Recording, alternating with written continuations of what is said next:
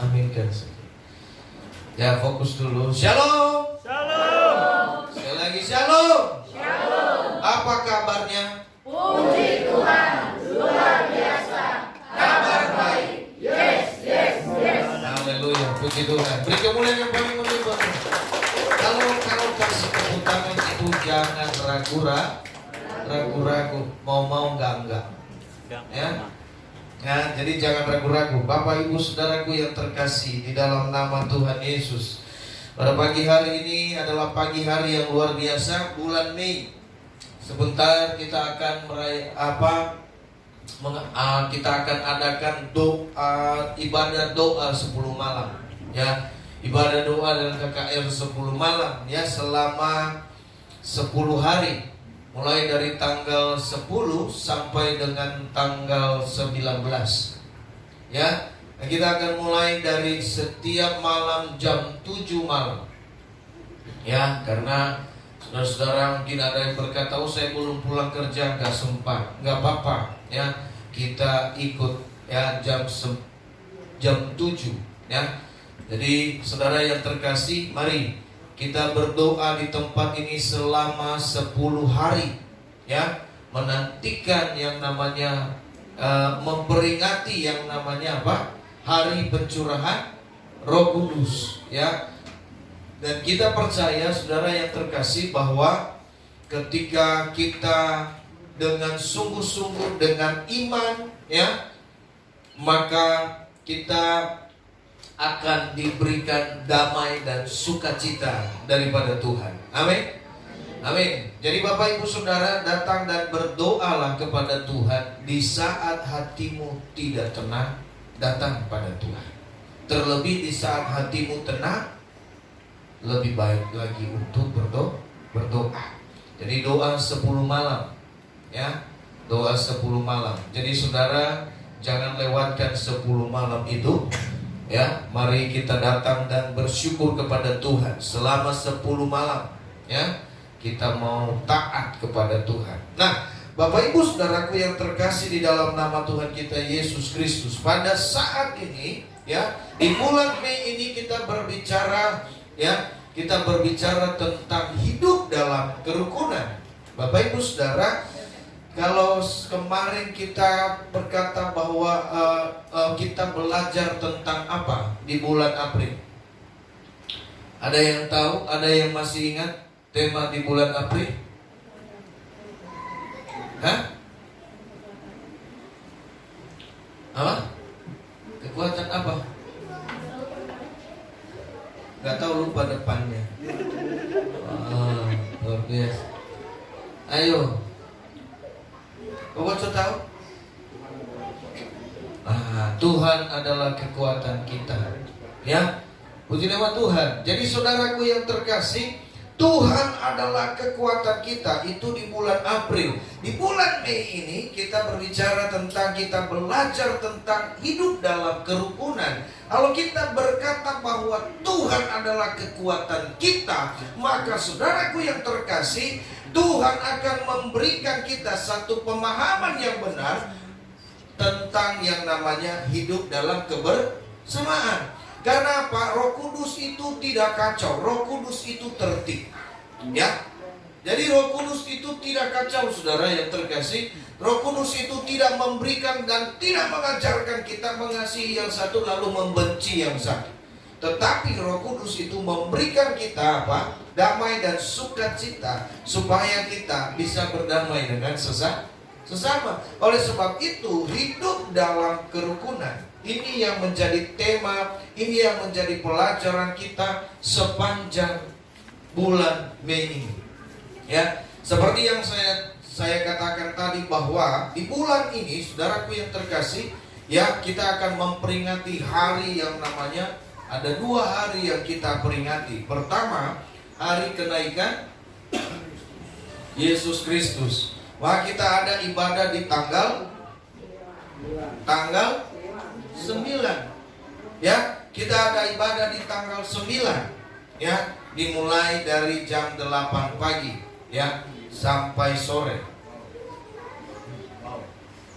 Maksudnya ada 6 kali ibadah, kata bapaknya. Puji Tuhan. Nah, jadi saudaraku yang terkasih, kita ada ibadah, ya, ada ibadah hari kenaikan Yesus. Lalu kemudian 10 hari setelah itu ada namanya ibadah pencurahan Roh Kudus. Kita memperingati kenaikan Yesus Kristus. Kita memperingati hari pencurahan daripada kuasa Roh Kudus. Nah, saudaraku yang terkasih, ini adalah hal yang sepaket, ya, yang tidak bisa. Jangan orang percaya itu terkadang hanya kita fokus di Natal kita rayakan secara luar biasa. Lalu kemudian Paskah juga kita rayakan secara luar biasa. Harusnya kenaikan Yesus Kristus juga kita rayakan secara luar biasa. Pencurahan Roh Kudus. Kenapa saudara? Tanpa kenaikan, maka juga kita sia-sia. Ya.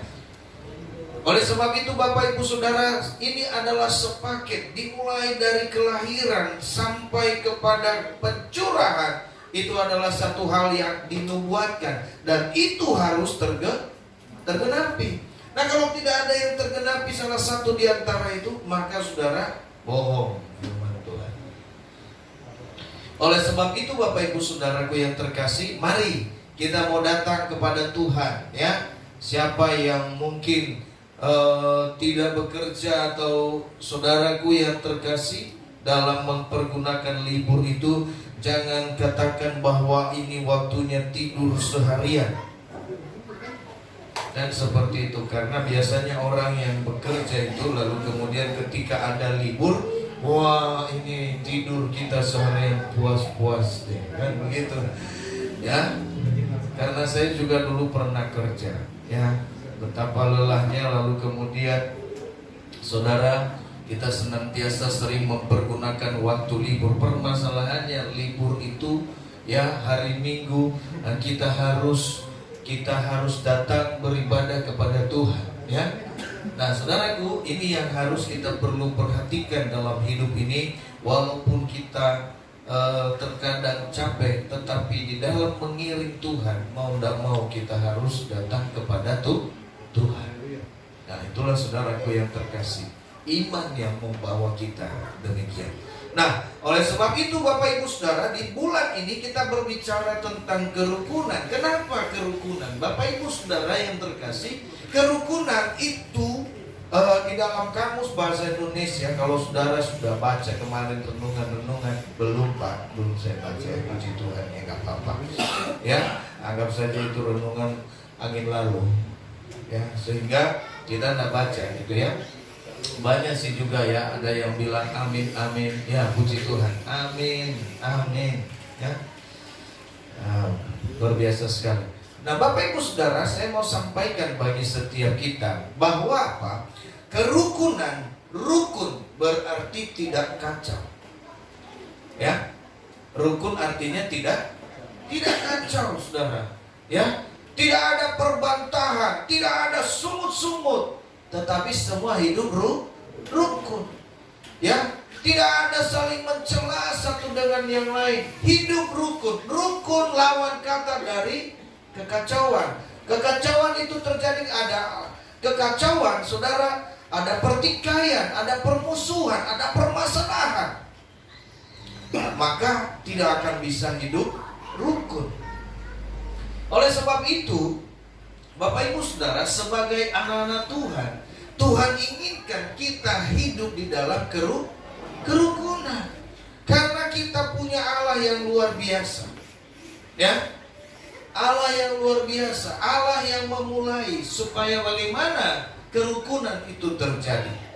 Ya, Bapak Ibu Saudaraku yang terkasih, oleh sebab itu saya ajak kita membuka di dalam satu ayat yang luar biasa yang terkenal dengan nyanyian Mazmur 133.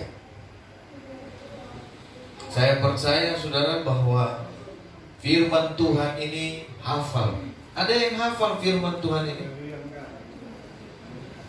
Ya? Ada yang hafal? Hah? Ada yang hafal? Nggak ada.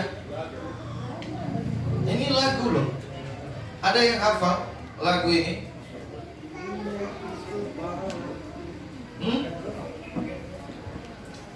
Ada saudara yang hafal?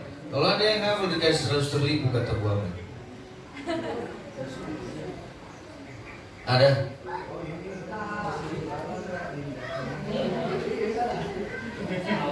Saya hitung 1, 2, 3, 4, 5 selesai. Nah, jadi nggak ada yang hafal saudara. Ada yang hafal satu ayat?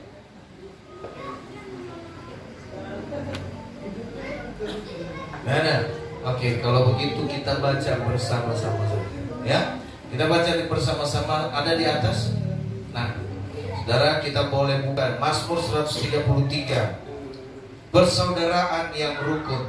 Ya, kita baca bersama-sama. Nyanyian ziarah Daud. 1, 2, 3. Sungguh alangkah baiknya dan indahnya apabila saudara-saudara diam bersama dengan rukun. Seperti minyak yang baik di atas kepala, meleleh ke janggut, yang meleleh ke janggut Harun dan ke leher jubahnya. Seperti embun gunung Hermon yang turun ke atas gunung-gunung Sion. Sebab kesanalah Tuhan memerintahkan berkat kehidupan untuk selama-lamanya. Ada amin? Nah, Bapak Ibu Saudara yang terkasih dalam nama Tuhan Yesus Kristus, ini adalah satu kebenaran firman Tuhan. Bahkan mungkin kita sering menyanyikan lagu ini. Ya, sungguh alangkah baiknya, oh betapa indahnya. Dan seperti itu ya. Nah, Bapak Ibu Saudara yang terkasih, kita mengerti, kita tahu ini apabila saudara seiman hidup dalam kesatuan. Nah, rukun di dalam hal ini saudara yang terkasih, firman Tuhan ajarkan bagi kita bahwa ini adalah satu keinginan Tuhan bagi setiap anak-anak Tuhan. Ya, supaya semua mereka memiliki yang namanya kerukunan. Kita damai satu dengan yang lain. Kita mengasihi satu dengan yang lain. Ya, tidak ada permusuhan, tidak ada perselisihan, tidak ada pertikaian, tidak ada simpan dendam. Ya, adakah di antara kita di dalam ini masih memusuhi satu dengan yang lain? Ada? Hah? Coba lihat kiri kanan, sebutkan, bilang, kau musuhnya siapa?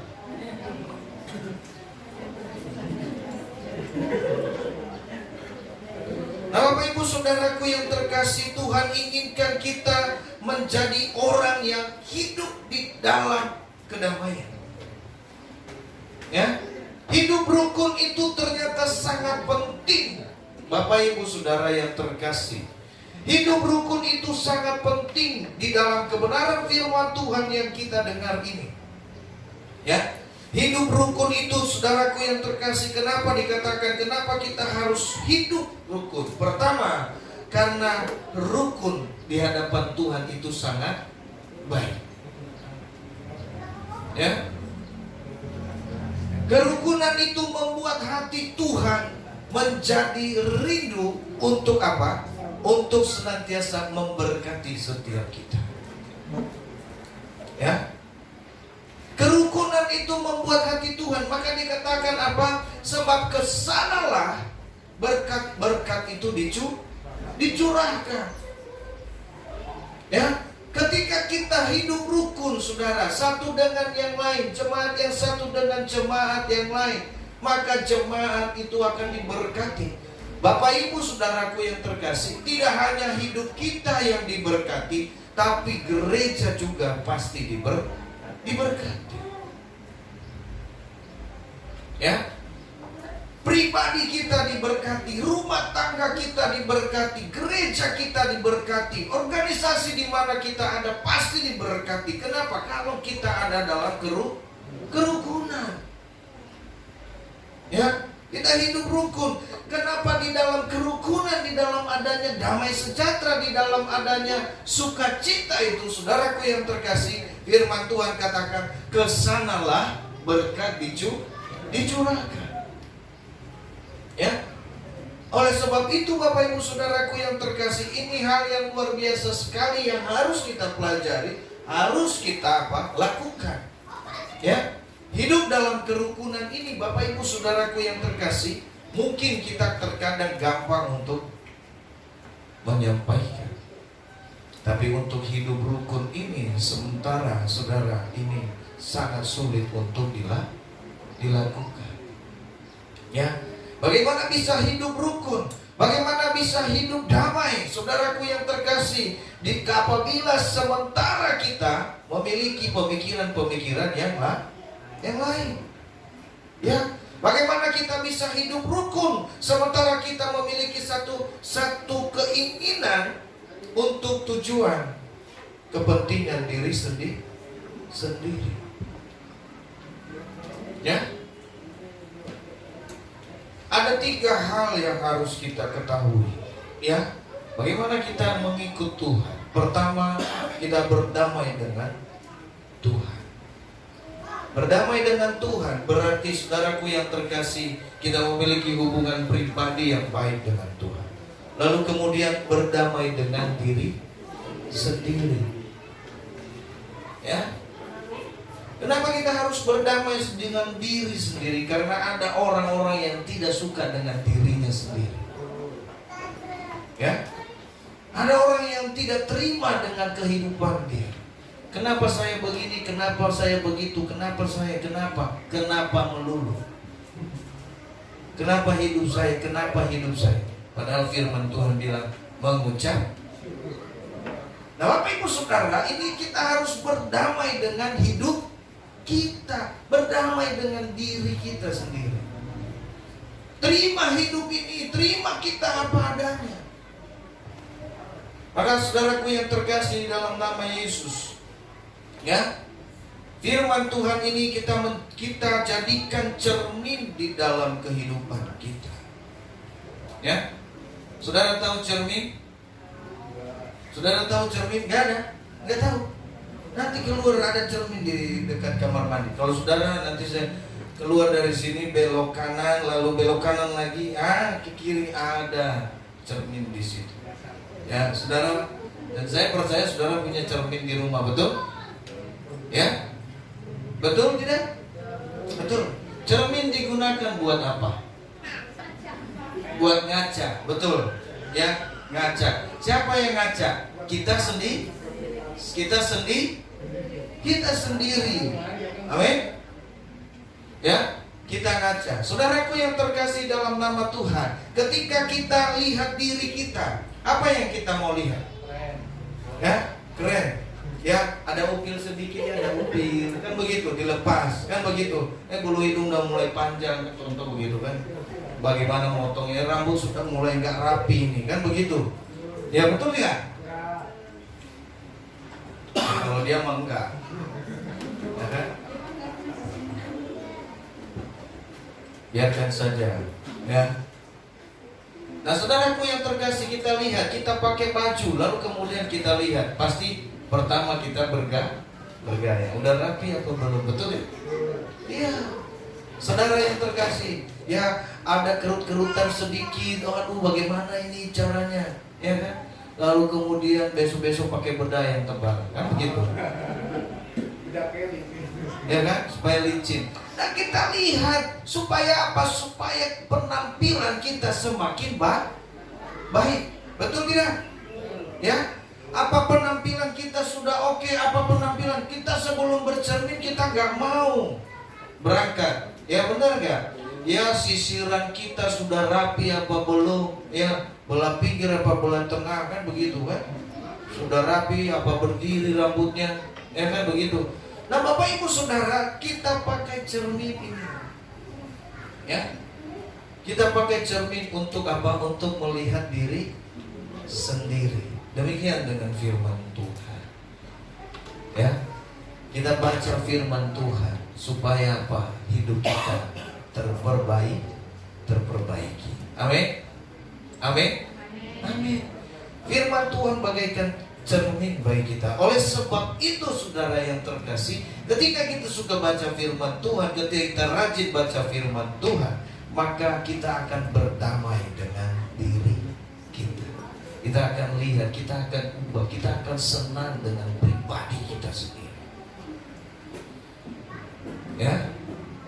Lalu yang ketiga, kita berdamai dengan sesama. Amin. Berdamai dengan sesama. Sesama kita siapa? Ada saudara, ada orang tua, ada suami istri, ada teman-teman kita. Kita harus berdamai. Ya.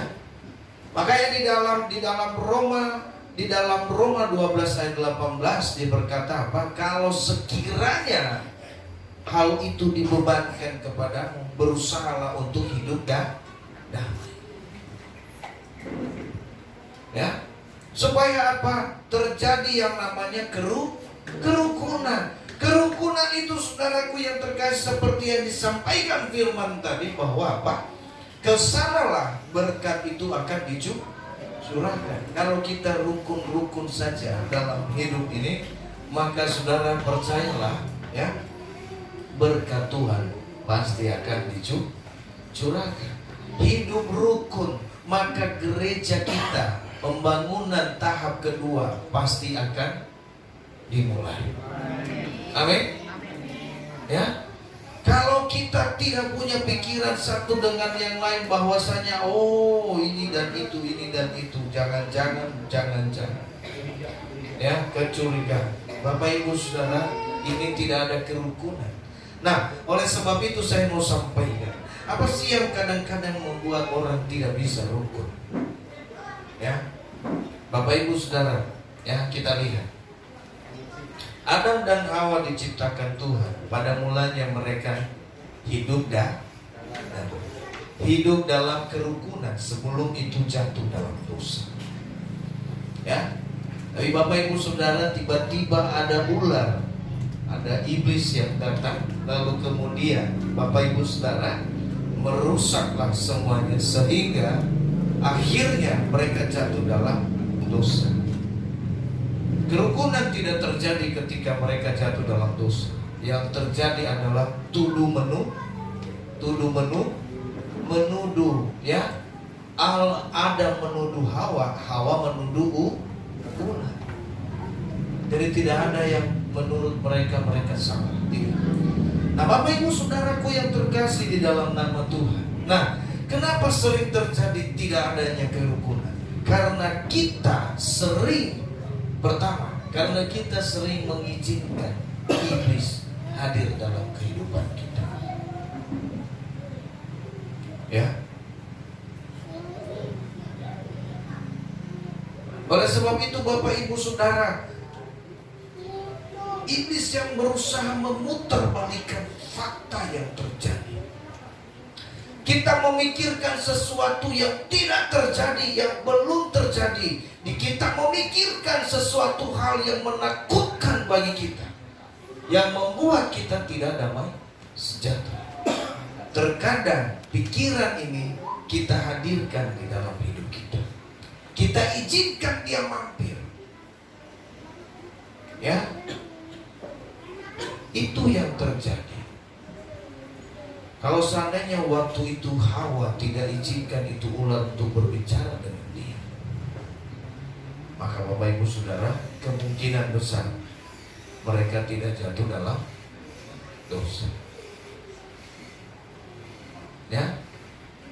Karena pikiran kita ini, ketika kita sudah memikirkan sesuatu hal yang tidak baik, ya, maka diolah, lalu kemudian pemutarbalikan fakta itu bisa terjadi. Yang tadinya tulus-tulus akhirnya terbalik. Nah, oleh sebab itu Bapak Ibu Saudaraku yang terkasih, kerukunan itu sering tidak terjadi karena kita mengizinkan pikiran yang negatif itu hadir dalam hidup kita. Ya. Kalau tadi saya bilang kita izinkan iblis, ya, kenapa? Saudaraku yang terkasih, iblis merencanakan sesuatu, selalu merencanakan sesuatu, bagaimana supaya anak-anak Tuhan itu jatuh. Ya. Iblis tidak suka sama orang yang malas. Ya. Iblis tidak suka sama orang yang nakal, gitu ya. Iblis tidak suka sama orang yang enggak mau ke gereja, enggak suka. Iblis enggak suka sama orang yang rajin, yang malas berdoa, enggak. Iblis tidak suka. Iblis juga tidak suka kepada orang yang suka yang malas memuji Tuhan, tidak. Kenapa? Iblis bilang apa? Enggak usah dipengaruhi jika dia udah malas. Betul nggak?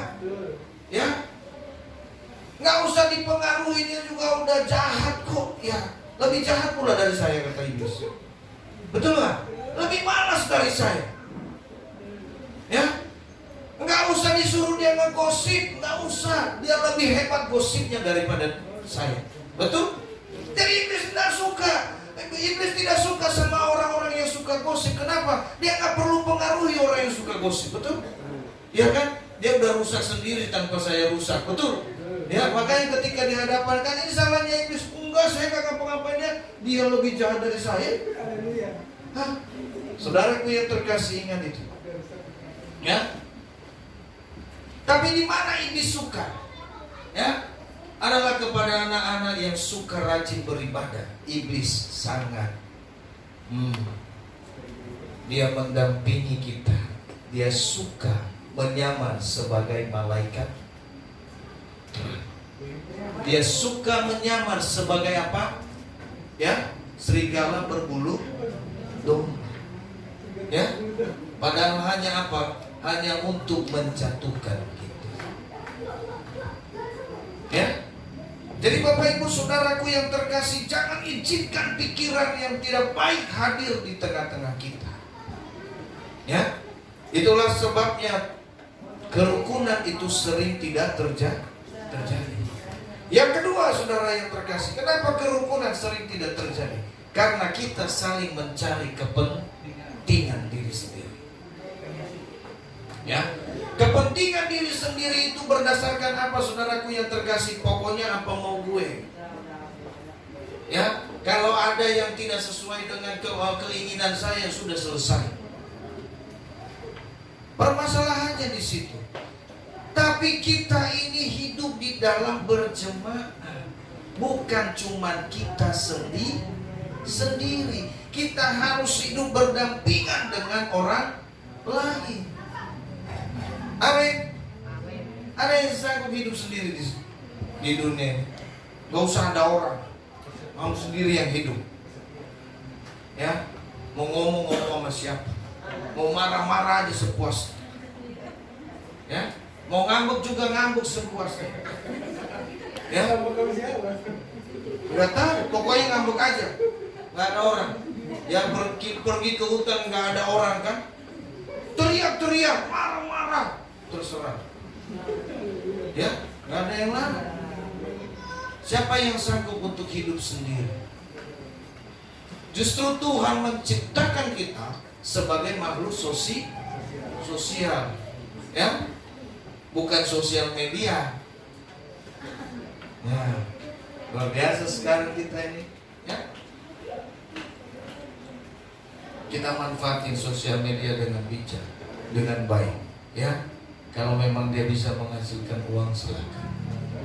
Tapi kalau kira-kira nggak bisa, tinggalkan. Ya, kita kalau dia bisa mendatangkan damai sejahtera buat kamu, bukan uang aja ya, tapi begitu. Kalau dia bisa mendatangkan hal yang baik dalam hidup, maka lakukan. Ya, jadi Bapak Ibu Saudaraku yang terkasih, ketika apa? Yang kedua, kenapa kerukunan sering tidak terjadi? Karena kepentingan diri sendiri. Yang satu maunya A, yang satu maunya B, yang satu udah jauh sekali, nggak A, B, Z. Ya kan? Udah bingung. Kalau masih A, B, C, udah hampir mirip-mirip lah. Ini kalau dia udah A, B lalu Z, saudara yang terkasih, bahaya. Tidak akan terjadi yang namanya kerukunan. Ya. Maka kepentingan diri sendiri ini Bapak Ibu Saudara kita harus pahami bahwa ketika kita ada di dalam persekutuan, ya, kepentingan diri sendiri ini harus dihapus. Nah, kalau kita datang beribadah kepada Tuhan, saudaraku yang terkasih, hanya karena kepentingan diri sendiri, saya hanya mau katakan, saudara datang pulang tidak akan bawa apa-apa. Kenapa? Hanya kepentingan diri kita. Ya, ada banyak orang datang mau beribadah sama Tuhan. Pertama, saya mau datang ibadah. Siapa tahu saya dengar puji-pujian hari ini, hati saya lega. Kenapa? Karena lagi nggak suka, lagi nggak enak. Ya. Lalu kemudian dia penyembahan karena hatinya nggak suka. Nggak enak banget penyembahan ini.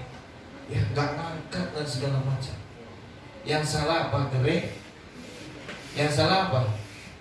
Yang salah siapa?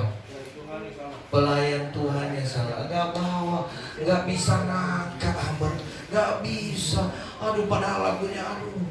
Saudara mau cari senangnya kamu apa senangnya Tuhan? Nah, kita mau menyenangkan diri kita atau menyenangkan Tuhan?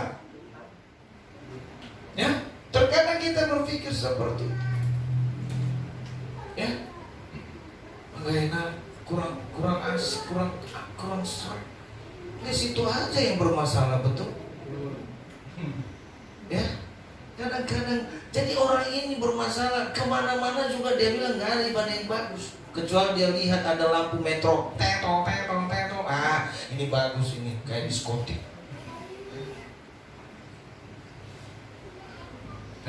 Untuk kita punya lampu diskotiknya kecil-kecil. Ya. Coba kalau lampunya sini, woi, lampu lintang, wah, luar biasa sekali.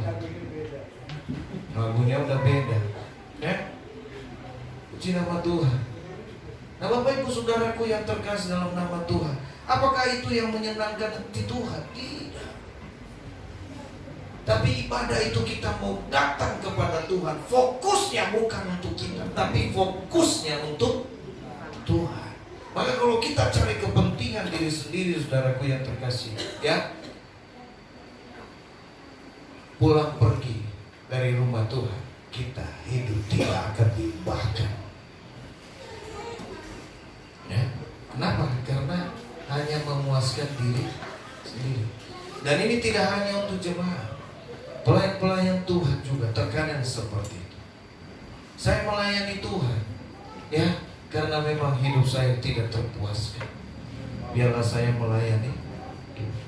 Banyak saudaraku yang terkasih, ya, ada orang yang mencari untuk melayani Tuhan. Kenapa? Ya, sampingan daripada nggak sibuk, ya, daripada diam-diam di rumah, lebih baik melayani. Ya, sehingga kita lihat banyak saudara, ada banyak banyak pelayan-pelayan Tuhan, banyak anak-anak Tuhan, banyak pengerja-pengerja yang pada akhirnya apa? Kecewa dengan Tuhan. Ya, kalau dia nggak ke gereja saja sih nggak apa-apa. Ya, kalau dia pindah gereja sih nggak apa-apa. Ini bukan pindah gereja pulang, udah pindah ke keyakinan. Padahal tadinya melayani Tuhan luar biasa. Kenapa? Karena keinginannya tidak tercapai. Jadi banyak anak-anak, banyak orang-orang yang beralih, banyak orang-orang yang murtad itu. Karena apa? Tujuannya tidak tercapai. Ya, dia pikir tadi untuk melayani Tuhan mungkin dia bisa kaya raya. Melayani Tuhan mungkin dia bisa puas dengan itu. Tetapi tidak itu yang diperoleh. Kita perlu hati-hati.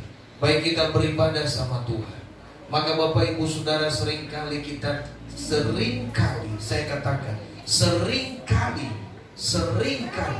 kita berdoa pun kepada Tuhan hanya meminta kepuasan diri sendiri. Berapa banyak kita berdoa, saudara, kita mau dengar suara Tuhan.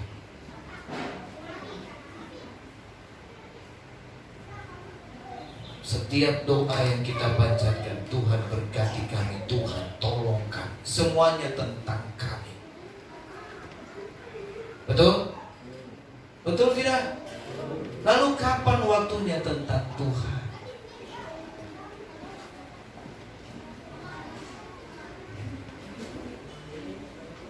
Ya? Kita setiap datang di hadapan Tuhan, kita mengeluh, Tuhan kami punya beban pergumulan ini dan itu, Tuhan tolonglah buka jalan, percaya mujizatmu pasti terjadi, terjadilah Tuhan, kalau kau mengasihi kami tolonglah Tuhan. Betul tidak? Semua tentang kita. Tapi adakah kita datang kepada Tuhan lalu kita menyenangkan apa yang mau Tuhan? Adakah kita mau dengar apa yang Tuhan? Diam sejenak, kita mau dengar Tuhan mau ngomong apa. Kalau Tuhan gak bisa, kalau kita gak bisa dengar suara Tuhan, baca firman Tuhan. Kenapa? Kita mau dengar dia ngomong sama kita. Doa itu saudaraku yang terkasih, interaksi antara kita dengan Tuhan, bukan interaksi satu arah. Kita berkomunikasi dengan Tuhan. Amin. Maka itu saudaraku yang terkasih, kecualilah kalau doa makan, silakan ya doa. Tapi kalau kita harus juga sering berdoa secara pribadi dengan Tuhan. Ya. Betapa banyak, betapa kita semua datang ya hanya untuk kepentingan pribadi kita. Maka itu saudara yang terkasih di dalam nama Yesus, firman Tuhan ajarkan bagi kita, maka kita tidak boleh lagi ya datang kepada Tuhan lalu kemudian mencari kepentingan diri kita. Kalau demikian maka tidak akan ada kerukunan. Ya, nggak ada kerukunan. Bapak Ibu Saudara yang terkasih, hal yang pertama tadi, jangan izinkan ketika kerukunan sering terjadi ketika kita mengizinkan pikiran yang negatif masuk di dalam hidup kita. Hal yang kedua, ketika kita ketika kita memiliki kepentingan diri sendiri. Di dalam persekutuan, saudaraku yang terkasih, hukum gotong royong di Indonesia ini adalah apa? Kita harus mementingkan kepentingan umum di atas kepentingan pribadi. Betul? Betul. Ya, saudara yang pernah makan bangku sekolah. Saya sih nggak pernah makan. Siapa yang pernah makan bangku sekolah? Artinya gini, saudara yang pernah ikut ya menikmati sekolah pasti kita tahu kan seperti itu ya. Ya. Kita harus mementingkan kepentingan umum di atas kepentingan pribadi. Itu hukum. Nah demikian juga di dalam Tuhan. Jadi bukan kepentingan pribadi. Kita datang beribadah kepada Tuhan di tempat ini bukan untuk kepentingan pribadi. Tapi kita mau bilang, Tuhan ini untuk, ini hidupku. Bapak Ibu Saudara, kita berdoa sih, Tuhan aku mau serahkan hidupku. Ya. Tapi selanjutnya tolonglah saya. Kadang-kadang seperti itu. Bapak Ibu Saudara, ya, firman Tuhan katakan, sungguh alangkah baiknya dan indahnya apabila saudara diam bersama dengan rukun. Ya. Tapi kerukunan sering tidak terjadi karena kita membiarkan pikiran yang negatif ada di dalam hidup kita. Kedua, karena kita memiliki kepentingan diri sendiri. Dan yang terakhir, saudaraku yang terkasih, kenapa kerukunan sering sekali tidak terjadi? Ya, tidak terjadi dalam kehidupan kita. Ya, karena kita suka cari-cari kesalahan orang lain. Ya, kita pergi ke suatu tempat, saudara, yang kita lihat nih, pendetanya khotbah gak bagus, ya, worship leadernya gak bagus. Emang situ bagus? Kan begitu kan? Ya. Musiknya gak bagus. ya kan, nggak oke dan segala macam. Ya pertanyaan balik, emang situ oke? Iya kan? Merasa diri paling hebat, oh harusnya, doanya nggak, doanya terlalu lama. Ya, coba sendiri doa bisa. Ya, kita terlalu banyak protes, banyak melihat kesalahan orang lain. Bapak Ibu Saudara, sehingga apa? Tidak ada kerukunan ini. Ya, kita terlalu banyak lihat ini, sini salah, nggak ada yang benar, semua salah, dia doang. Ya, coba bayangkan saudara. Ya, makanya banyak orang pindah dari satu ke satu. Kenapa? Dia nggak ada lihat yang benar. Masalahnya siapa sih yang sebenarnya nggak benar? Dia sendiri nggak benar. Kenapa? Dia hanya nggak bisa damai sama orang. Betul tidak? Jadi kita jangan salahkan orang. Ya, terlalu banyak kita, saudaraku, di dalam kita hanya melihat kesalahan orang lain. Makanya Bapak Ibu Saudara yang terkasih dalam nama Tuhan, ada dua cermin tadi. Ada cermin yang pertama melihat diri kita, tapi ada cermin yang kedua, yaitu namanya kaca spion. Betul tidak? Kaca spion lebih banyak lihat siapa? Orang. Gini melulu, ya kan? Betul nggak? Ngeliatin orang melulu dia, ya. Sehingga orang juga takut. Kalau ada dia diam-diam. Kan begitu. Ya, Bapak Ibu Saudaraku yang terkasih dalam nama Tuhan, kita baca firman Tuhan ini untuk kita, bukan untuk orang lain. Makanya ketika ada firman Tuhan tersampaikan, dia ngomong, puji Tuhan, Pak Pendeta, itu firman Tuhan hari ini luar biasa. Kenapa kamu tersentuh? Bukan, buat dia. Ya? Kita sering seperti itu. Kena kan? Firman Tuhan hari ini kena kan? Makanya kau benci sama saya, kena kau. Kenapa dia tidak berpikir bahwa itu firman buat dia, tapi firman itu buat orang lain? Kenapa dia tahu itu orang bersalah? Rasain.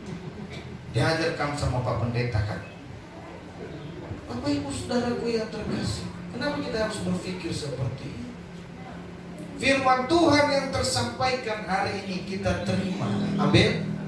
Amin. Kita terima, kita koreksi hidup kita. Kalau memang itu pas untuk kita, kalau nggak pas untuk kita, ada satu kata-kata yang pastinya pas. Tidak pernah firman itu tidak pas dalam hidup kita.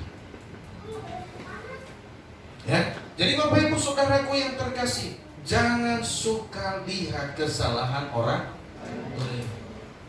Karena kalau kita lihat kesalahan orang lain, kita lupa kesalahan kita. Itulah sebabnya firman Tuhan berkata, ya, balok di seberang lautan kamu tahu, tapi gajah di pelupuk mata tidak kamu lihat. Ya, kita bisa lihat kesalahan orang lain di kejauhan, ya, bahkan jauh. Firman Tuhan bilang, balok di seberang lautan itu, saudara, artinya apa? Tinggal kecil. Balok di seberang, lalu kita bilang, oh itu balok. Sementara gajah di sini ada di pelupuk mata, yang sebenarnya besar, kita tidak pernah lihat. Ya, jadi Bapak Ibu Saudaraku yang terkasih dalam nama Tuhan, ya, makanya ketika kita datang untuk beribadah sama Tuhan, ketika kita berkumpul bersama-sama, ya, 3 hal ini yang harus kita buang. Pertama, jauhkan pikiran yang negatif. Kedua, saudaraku yang terkasih, jangan punya kepentingan pribadi. Ketika kami melayani tempat ini, adakah kami punya kepentingan pribadi? Ya, kami selalu berpikir, apakah kami punya kepentingan pribadi atau tidak? Bapak Ibu Saudaraku yang terkasih, kami melayani bagaimanapun dan apapun itu. Pelayanan ini bukan untuk kepentingan pribadi, tapi bagaimana kita bisa berguna bagi banyak orang. Amin.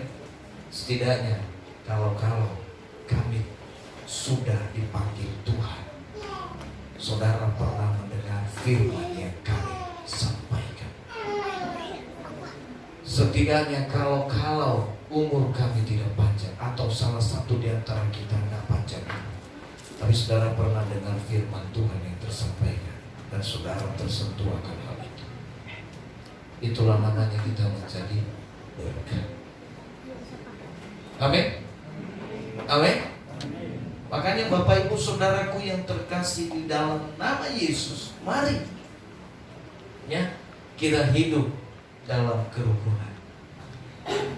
Sebab itulah firman Tuhan berkata, di dalam kerukunan itu berkat Tuhan dicurahkan. Ya. Dan di dalam kerukunan saya mau sampaikan kenapa harus hidup rukun. Pertama saudara, firman Tuhan berkata, ya, ketika kita ada dalam kerukunan, berkumpul bersekutu di dalam nama Yesus, di mana 2-3 orang berkumpul dalam nama Yesus, Yesus hadir. Artinya apa? Lebih dari satu. Maka Yesus hadir di tengah-tengah mereka. Di antara suami istri yang berdoa bersekutu kepada Tuhan, Yesus hadir di tengah-tengah mereka. Amin. Di antara orang tua anak yang berdoa, Yesus hadir di tengah-tengah mereka. Ya, di antara sesama tetangga mungkin, ya, kalau kita anak kos, kita bersekutu dengan teman kita sebelah. Saudaraku yang terkasih, firman Tuhan jelas bahwa firman-Nya berkata, 2-3 orang berkumpul, Yesus hadir. Amin. Ya. Lalu kemudian saudara kenapa? Karena firman Tuhan berkata, di mana 2-3, di mana jikalau 2 orang sepakat meminta, maka bagi mereka tidak ada yang mustahil. Artinya saudaraku yang terkasih, di dalam persekutuan, di dalam ketika kita hidup dalam kerukunan, saudara, kita sepakat, maka tidak ada yang mustahil. Itu yang saya katakan tadi. Kalau kita bulan Mei ini berhasil mempraktikkan namanya hidup rukun, saya percaya pembangunan tahap kedua pasti akan berjalan. Amin. Amin. Amin. Sedikit sekali aminnya. Amin. Amin. Ya, saudara, kalau gereja ini sudah dibangun, sudah rapi, yang menikmati bukan hanya kami, bahkan mungkin bukan kami. Kita tidak tahu, tapi generasi kita lah yang akan menikmati. Ada saudara-saudara mungkin jadi senior nanti, ya. Itu yang kita usahakan. Jadi Bapak Ibu Saudaraku yang terkasih, ya, karena kami juga mungkin tidak selama-lamanya. Kecuali Tuhan bilang, "Naso, kamu hidup selama-lamanya." Saya bilang, "Gak mau." Kan begitu, ya kan? Bahkan kalau Tuhan mau, sekarang juga gak apa-apa. Contohnya begitu, ya. Pak Hendrawan sering bilang, ya kan, kalau mati itu maunya lagi melayani Tuhan, katanya. Kalau Tuhan panggil itu mungkin lagi berdoa, lagi khotbah, ya. Saudaraku yang terkasih, wow, luar biasa. Tapi saya mau katakan, saudaraku yang terkasih, itulah kebenaran firman Tuhan, ya. Ketika kita ada di dalam kerukunan, maka rukunlah satu dengan yang lain. Rukunlah satu dengan yang lain. Rukunlah kepada anak dan orang tua. Rukunlah antara sesama keluarga. Suami dan istri harus rukun. Orang tua dan anak harus rukun. Ya. Jangan orang tuanya ngomong, anaknya ngeyel. Kadang-kadang, tapi puji Tuhan di sini nggak ada. Ya. Semua baik. Semua nurut. Suami istri juga selalu hidup rukun. Yang namanya masalah kecil-kecil sedikit itu nggak apa. Ya, tetapi saudaraku yang terkasih, ya masalah itu kadang-kadang kerikil itu terjadi supaya kita lebih dewasa. Ya, jadi firman Tuhan katakan hidup dalam kerukunan, dan ayat terakhir dikatakan kali apa? Kesanalah berkat Tuhan dicurahkan. Ada kalimat terakhir. Berkat, memerintahkan berkat kehidupan untuk selama-lamanya. Ya, artinya saudara, ketika satu keluarga hidup dalam kerukunan, satu komunitas kita di dalam gereja ini hidup rukun satu dengan yang lain. Di sini tidak hanya ada berkat yang Tuhan curahkan, tapi satu kehidupan yang baik untuk selama-lamanya. Ya, satu kehidupan di dalam keluarga itu untuk selama-lamanya. Ya, kalau Tuhan sudah berjanji, ya tidak pernah ingkar janji. Amin. Maka amini setiap janji firman Tuhan di dalam. Ya, saudara yang terkasih dalam nama Tuhan, ketika Tuhan berkata bahwa dari keturunan Yuda, saudaraku yang terkasih, maka itulah yang terus akan terpilih. Oleh sebab itu dia tidak berubah. Ya, berkat, ya, dan kehidupan untuk selama-lamanya dia janjikan kalau kita hidup rukun. Puji nama Tuhan. Biarlah firman Tuhan ini boleh memberkati kita. Bapak Ibu Saudara yang terkasih, kita nyanyi satu lagu ini, lagu sukacita. Coba, oh betapa indahnya. Kita makin berdiri. Oh